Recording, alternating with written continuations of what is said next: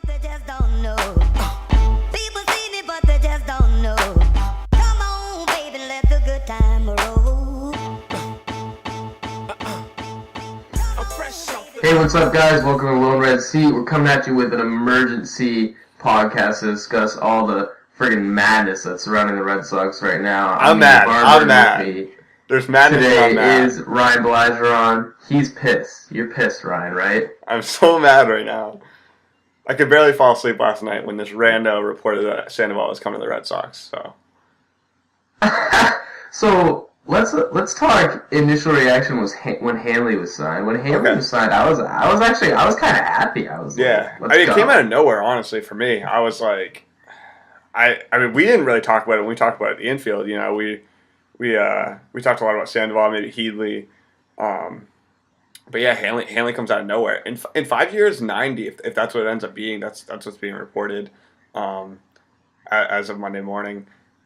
That's a great deal for a guy who's been an MVP candidate multiple times in his career. I mean, obviously, he's dealt with some injury problems, but I was definitely thrilled with the idea of him being our third baseman. See you, Pablo Sandoval. Let's go get some pitching. But yeah, I was before we get into the Sandoval thing, I'm a huge Hanley Ramirez fan too. Right. I mean, we watched him when he played for Portland, so I mean, yeah, I was gonna say I watched him come up in Portland. I think the stuff about his character, ego is kind of a little overblown. Yeah. I don't see that like being as much of a problem as because there's a difference between like the media saying you're a problem and you have a big ego versus like the guys in your locker room, and like that never really came out about him. So I don't think that would be a huge issue. So and he's got a good friendship with Ortiz, so that's always right. A big plus. Yeah. So. Exactly. So I was a pretty big fan of the Hanley signing, like you said, and people are saying I kind of feel like an idiot now because I feel you. I was saying, because people are going, oh, when they signed the Panda 2, like, where the hell are they going to play Hanley? And I was like, yo, they're not going to sign the Panda. Like, Hanley's going to play third. They're still considering it, but we were just like, no, like, they literally, their outfield is way too jam-packed. They already have Xander. This is our third baseman, and we're done. Like, yeah, I said, you play Hanley at third, you play Xander at short, or you can play Xander at third and Hanley at short. I mean, they're both bad, but like... yeah, I mean, that was I do want to say that was the one... There's a couple problems I have with the Hanley thing. I like it a lot better than the signing of Sandoval, but he's not very good defensively. If he is moved to the outfield, who knows what that will be like. You know, and he's very injury prone. You know, hasn't really played much the last 3 or 4 years. So, I mean, obviously that's a bit of concern, especially with a guy who's going to be 31 in December. So, you know, 5-year deal, it's not what the Red Sox had said that they were going to do this offseason. So it's a little bit surprising to me that they went out and got a guy over 30 years old for a 5-year deal. But hey, I guess sometimes you got to do what you got to do. Yeah, so I guess we both weren't like too upset about the Hanley deal, but then the news about the Panda comes in, and that friggin' throws a wrench into everything. I mean, we're log jammed as it is to begin with the Hanley. Can we signing. actually just run through what our outfield is right now, just to make it real clear how log jammed it is? We got Mookie Betts, Rusney Castillo, Yoenis Cespedes, Alan Craig, Shane Victorino, Brock Holt, and Daniel Nava. So that's 7 guys who have... And Hanley, question mark? Yeah, exactly. And then you add Hanley. So that's essentially 8 starting outfielders. You know, Holt and Nava are, you know, borderline starters. But they would start for 6. A lot of teams. At least 6 that should probably, like, any team would be happy to have them starting for them. Right. So, which like, has to lead you to believe that let's just so the Panda thing is kind of weird because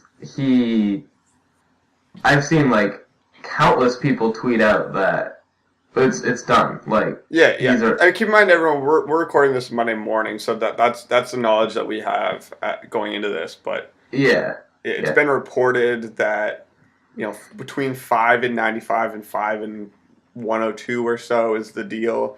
But then his agent saying he's going to sign later. Hasn't made a decision. He's going to pick later today. So, but for all intents and purposes, people are pretty sure he's coming to Boston. So, yeah, which sucks.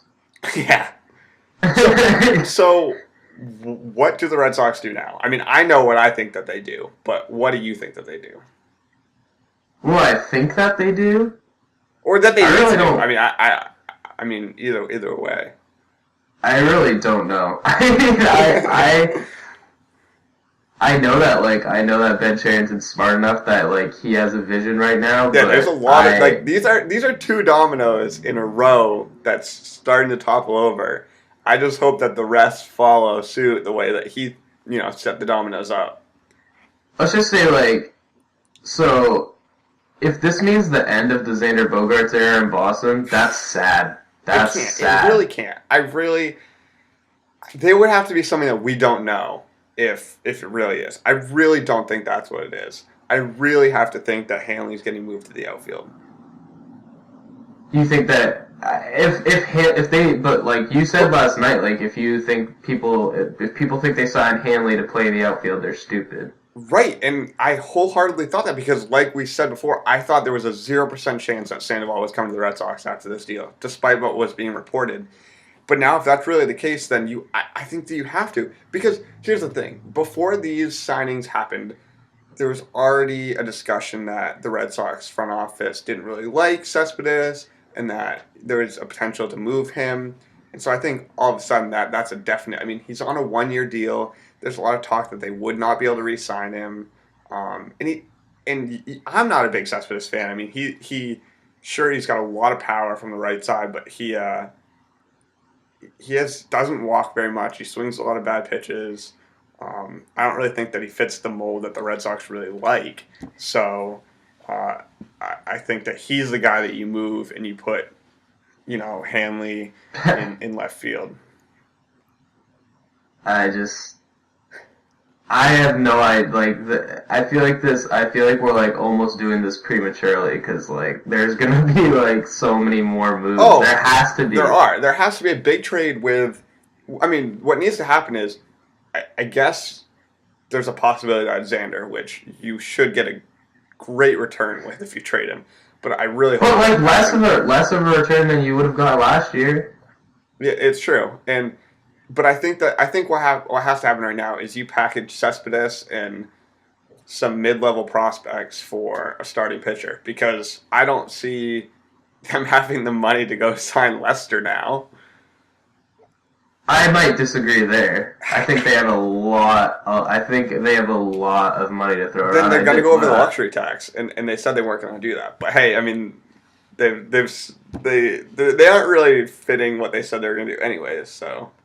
No. I mean, I remember I went out and did the math last year and, got their, salary cap according to, what they usually, have their payroll at. Right. And with Lackey coming off the books. Well, Lackey's at a minimum this year.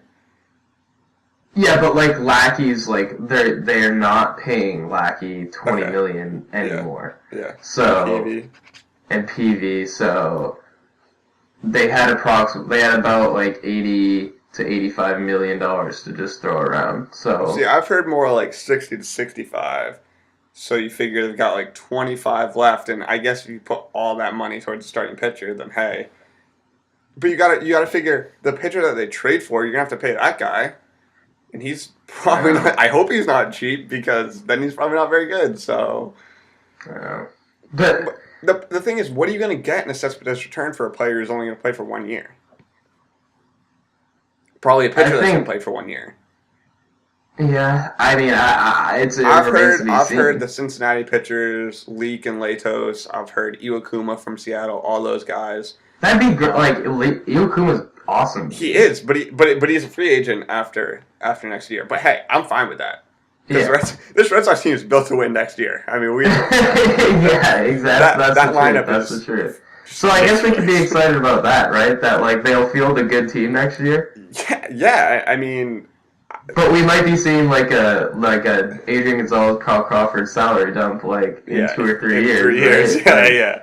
I've heard a lot of people already compare these deals to the Kyle Crawford, which No, I mean it's no. not, but it has the Hanley Ramirez has the potential to in 3 years look like a bust. Yeah, and here's the thing, like, I almost think these are, like, worse signings.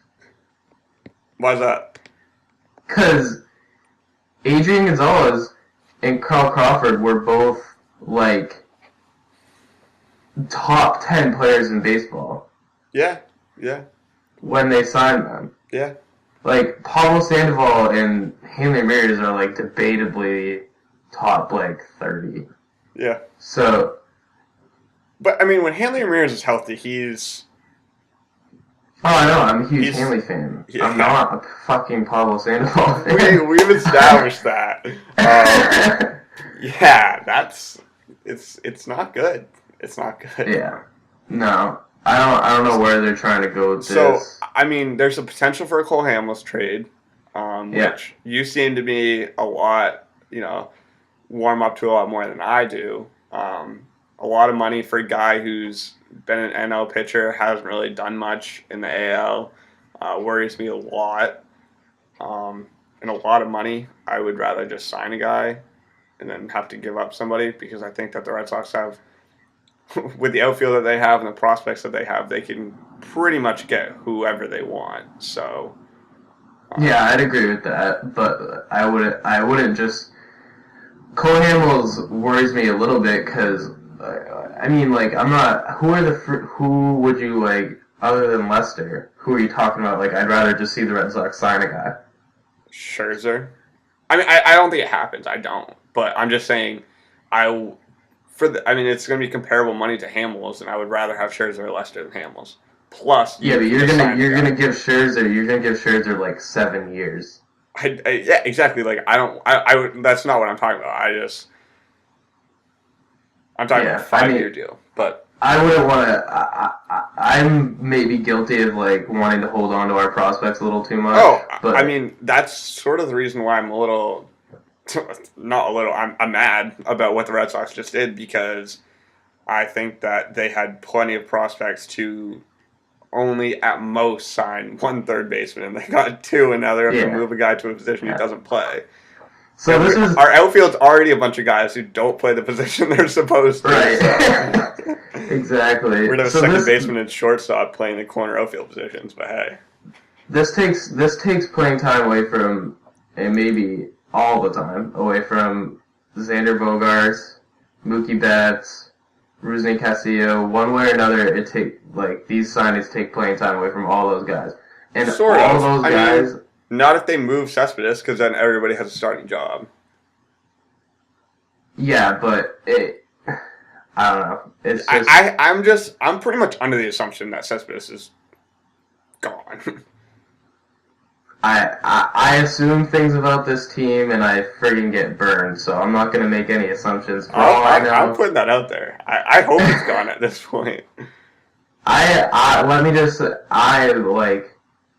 Closing thoughts, I'm praying that, because we saw the tweet from, I can't remember who it was, but they tweeted that Sandoval's agent hasn't confirmed that. Yeah, multiple people have said that, yeah. So, like, let's friggin' hope and pray. Yeah, that's the number one. But number one. So say that. So I mean, we got to close this out. Say it is for sure. They have Hanram and Pablo now. The Panda. What now? Where do we go from here? I think you obviously play, like, Sandoval's at third. That's right. No question, because I don't think he's fast enough to put, I mean, you can play pretty much anyone under the monster, but I mean, we should throw it out there that there's a small, I haven't even heard this, but it's a small chance they trade Napoli and play one of these guys at first. That's just blowing my mind too much. I don't know if I could. I don't know what kind of return they get for Napoli. I don't either, but like, if they really do want to keep Cespedes, then that's probably their best option, because I just can't see them getting rid of Xander. I really can't. No, I can't see them getting rid of Xander, but when you think about it, it's like the most logical thing to like free the logjam. Yeah, but it's. I don't know. So but if you get rid of think- Cespedes, then you're actually not losing that much money because you're already planning on paying him this year, you know? Whereas Xander, you're not paying him much. Right. So I think you put, assuming like I'm just gonna assume that Xander's gonna stay because I love Xander. You don't give up on a guy that scouts said MVP type talent 1 year into the deal. I mean, he's not Mike Trout. Sorry. I just can't imagine they will. I can't imagine. Mike Trout, his first year, hit like 230. It happens. You're telling the wrong person, dude. I know.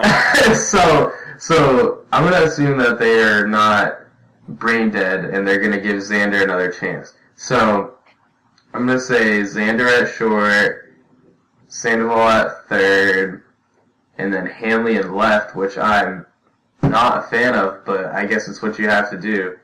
And then Cespedes is gone. And then something like Rusney Castillo in center, Mookie Betts right, yeah. Mookie Betts, Shane Victorino, Alan Craig, Daniel Nava, Brock Holt, backing all those guys, all in right. So something like that. That's what I have. I have Cespedes getting traded for him in a package traded for a starting pitcher, an ace starting pitcher. Yeah.